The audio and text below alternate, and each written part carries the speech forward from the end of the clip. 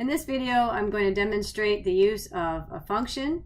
We're going to use this method called getElementById and see how that works and how we can get attributes from a HTML tag. I don't understand what all that means, but you will in a moment. The idea here is that we're going to end up with this form, so to speak, that is going to be able to, in this text box, we're going to be able to type in a person's name. When the button gets clicked, an action is going to happen, or event is going to be fired, as we called it.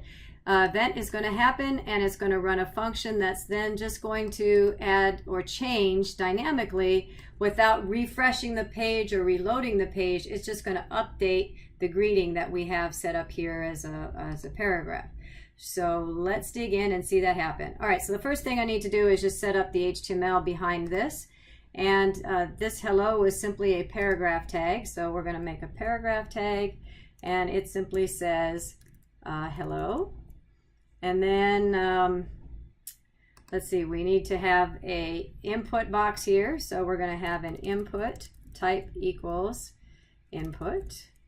I'm going to give it a placeholder, which is just the gray text that you see here.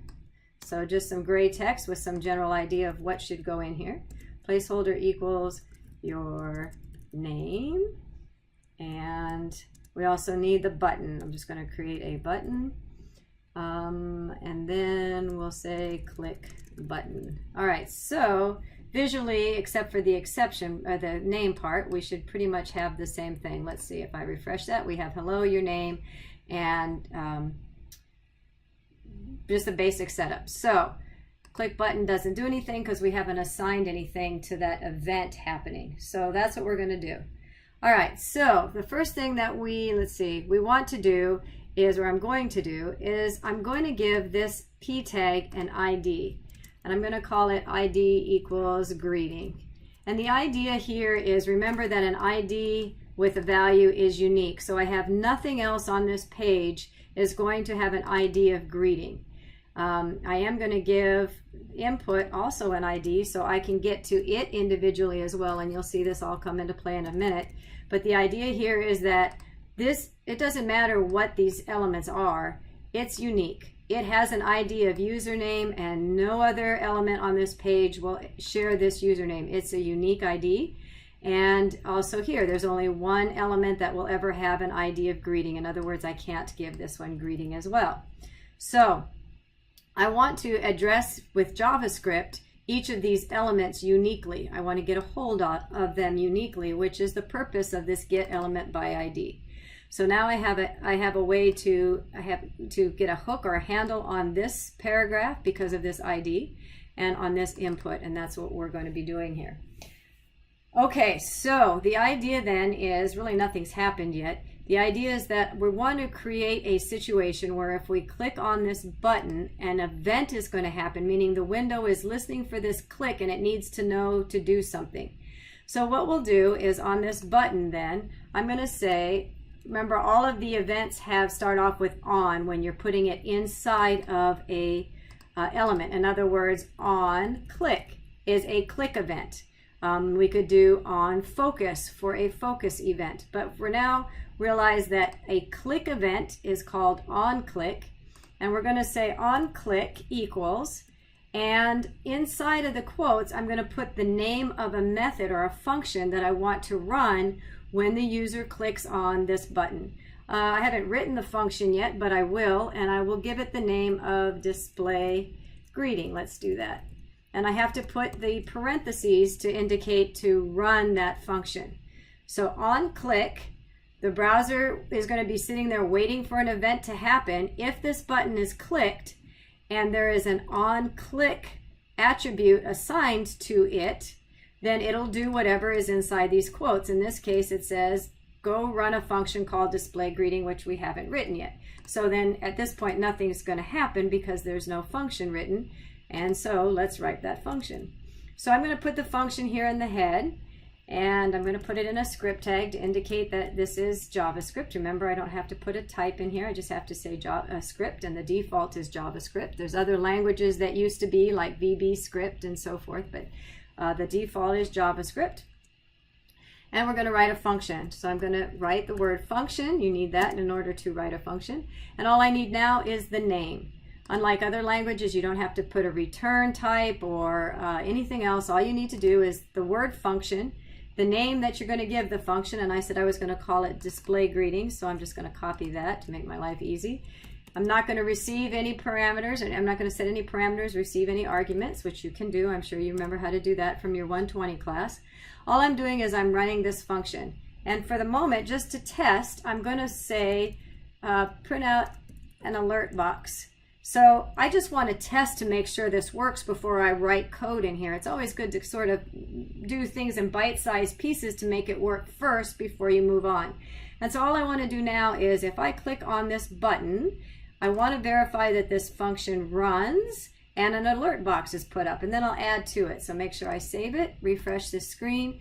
If I click, then I do in fact get a hello box, so I know that that is currently working. I know that JavaScript is going into this function and this line is being run. For example, if I didn't put in the parentheses and then I ran it, notice nothing happens. So I know, oh, this isn't working. I wonder why not. So this is a good way to start sort of troubleshooting your code. And the reason why that didn't work is because I didn't put in the parentheses, which said go ahead and run that method or that function. And let's just make sure, yes, my hello button is working now. So that's good. Okay, so alerts are a good way to kind of throw up a message just to make sure that things are working the way you expected. So far, so good. Okay, so the idea was that I wanted to put in something in the text box, and we're going to ultimately put that here on this in the greeting. So again, I'm just going to sort of build this in parts so that way I can make sure it's working. The first thing I'm going to do is I'm going to create a variable, which we always start off with the word var, and I'm going to call this one the name. And what I want to put into this variable is the value that the user typed in here. So I want to get that value so then I can later on print it out to this line. So I'm just going to build this in parts just to make sure that things are working. Okay, and what I want to put into the name is the value that's put in here, and that's where we use get element by ID. And what we're going to do, so we have to start off with the word document. If you don't put document in, it won't work. So we need document, and then it's actually document is an object for those of you who are used to object-oriented programming. So the object is document, and one of its members is or its methods is get element by ID. So for some of you who've had experience in object-oriented programming, that's why we put document and get element by ID. We'll deal with more of the objects as we move along, but there's a small taste of it. If you don't understand what I just said, just remember you got to put the word document. Okay, and then in parentheses and quotes, we want to, I need to get this object. I need to get this text box. And so that's the goal here, is go grab this text box as if I'm holding on to it. And we're doing that by getting that hook, that tag, so not tag, but that property ID. And that property ID is username, right? This is the name of our input, the ID for our input box, and this is the unique name that we gave it. So if we try to use this method, get element by ID, and we put username in here, what we're doing is getting this and loaded into memory, this object or this text box. So get element by ID, and then what you can do is, again, with a period, you can access any of the properties or attributes that you would normally assign to a element. And for example, we use placeholder here. Let's just use placeholder and see what happens. I'll go back to value in a minute. Place, I got to spell it correctly. Okay, so what we're doing now is, with this particular statement, is we're saying get that attribute called placeholder and put that into this variable. Let's go ahead and alert that and see what happens. Alert the name. Let's just see if that works. So now, if I refresh this and hit click button, it did in fact get the value of that attribute. Okay, so, or get, yeah, the value. I hate to use the word value because that's what I'm about to use next. But remember that one of the attributes that we can put into input box is value. So if I had hard-coded in Kirsten, for example, then the placeholder wouldn't show up here, but the actual value, Kirsten, would. Okay? So in other words, whatever text the user types in, or the default text that we provide, is an attribute called value. And the reason, I'm going to get rid of that and go back to placeholder here. The reason why that's important is because we want to get here the value that the user typed in. And so now, whatever should be typed in here, we're back to this, right? So whatever the user types in is what now should get alerted. So let's try that. So if I put in Kirsten, and it does in fact print out Kirsten. So I know that this is working. All right. So now that this variable is holding the value that the user typed in, I don't need to alert anymore. The idea now is that I want to put that value into this greeting. Remember, that was the overall objective. So again, we can get this unique P tag from the ID. So what I'm going to do then is we'll create another variable. I'll call it the greeting. Okay, and I'm going to type in the greeting equals document. I'm going to get that value, or that object, element by ID, and its ID name is greeting. Okay, so at the moment, if I print out the greeting, let's just do this and see what happens. Alert the greeting. What do I actually have in my hand in this variable? Well, if I print out alert the greeting, what it's telling me is that I have an object. So I have the thing in my hand, but I don't have any of the particular pieces or properties. In other words, I have this whole P tag, but I don't have any of like the text or anything else. And so that's what this is saying. You have the object of a paragraph, but you don't have anything specific like a ID or a type or a placeholder. You don't have any of the attributes or the members of it. And so what we can do then is, I don't need this anymore.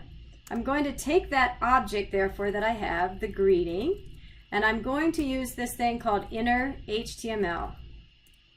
And what this method does, or it's a property actually, is whatever is inside the opening and closing P tags is what inner HTML applies to. So that means that I can set the text of the paragraph, or whatever ID I grabbed, whatever element I grabbed, and whatever's inside of this, the opening and closing tags of that element is going to be replaced with whatever I put in here. So example, if I said test this, let's just see what happens. So I don't first semicolon. So now, this looks like I'm missing something here. The greeting.innerHTML equals, let's just see what happens. So now when I click the button, I don't know why this didn't turn, this all stayed red, so that worried me. But anyway, so when I click the button now, notice that hello is being replaced because of the inner HTML.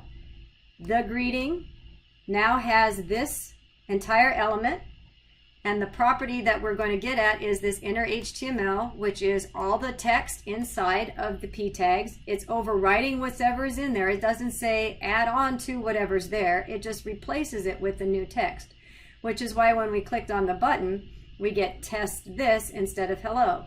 So this is a very simple thing. Then what we want to do is we're going to do a concatenation of hello. And then to concatenate, we just use the plus sign. And then we'll concatenate it with the name that the user input.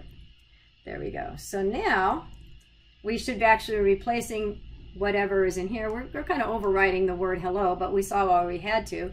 And so now if I refresh this and I put in, let's put in a different name because I'm getting tired of my own name there. So let's put in Indy and then click on the button. Now you can see that that text is, the inner HTML is being replaced with the string that we concatenated, hello, plus the value that we got from the text box.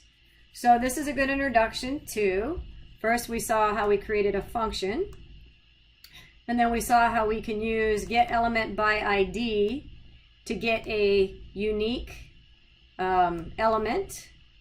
And then once we have that unique element, we can access any of its attributes and change those attributes, or get the values from those attributes. In other words, we got the value attribute from the text box here. And then, well, let's just take this one step further. I'm really kind of putting myself out here. Now that we have the name, which is that text box, would you agree with me? That's this text box. So after we're done with our greeting, let's also, just to see it happen, do the name, which is the name of the text box, dot value. We're going to change that value is equal to updated. Let's just say something really kind of weird and doesn't make sense, but now so we'll put in a new name. I'm going to put in Callie, and now when we click on button, we can see that that value has changed as well. So once you have an object, you can do a lot with any of the attributes. You can get the value. In other words, we got Callie, and then we also set the value. So we will keep expanding on this example in the next video.